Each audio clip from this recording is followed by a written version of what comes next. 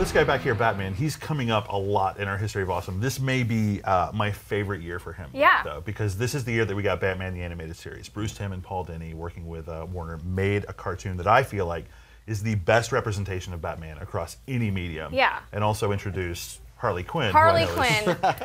Harleen Quinzel, her first introduction was in this episode called Joker's Favor.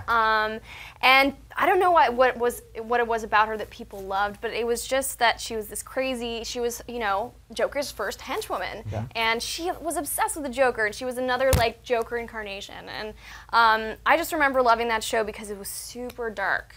Yeah. And it was enjoyed by adults and kids alike, and it really pulled from all the best parts of Batman, from the 1960s show to the Tim Burton films, you know, and it had the Art Deco Gotham City that was just so cool.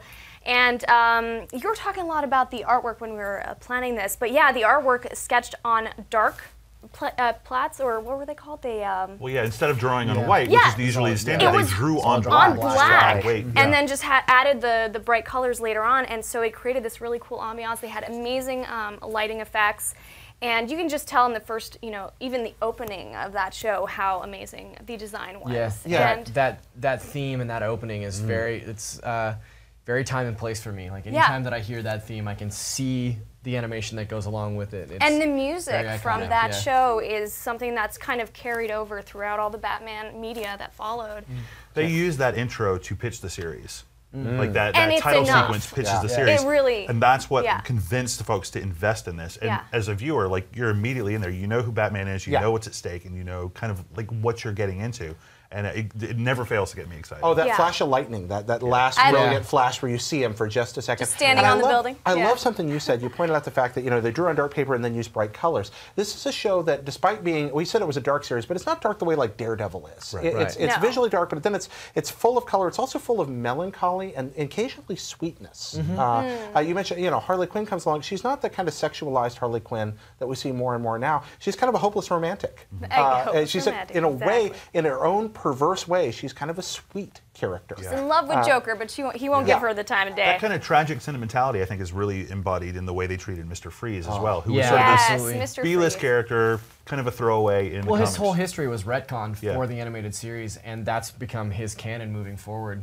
And I love his story, the way that they set him up with his wife Nora, and like his episodes in particular are beautiful. Like.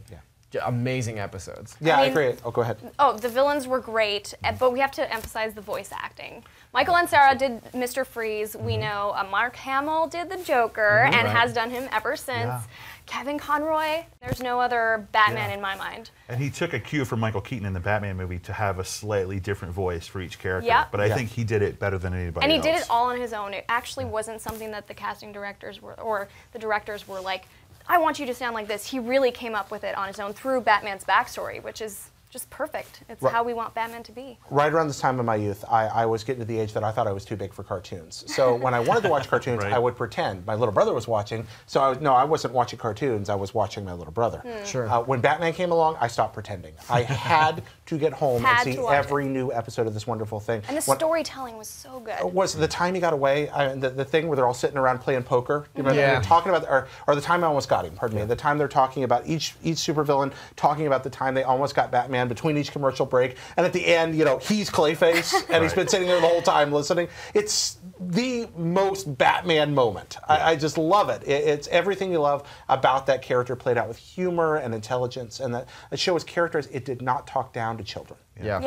It treated us like we had brains in our heads, and also understood that we wanted to see Batman be awesome. And it did both those things really.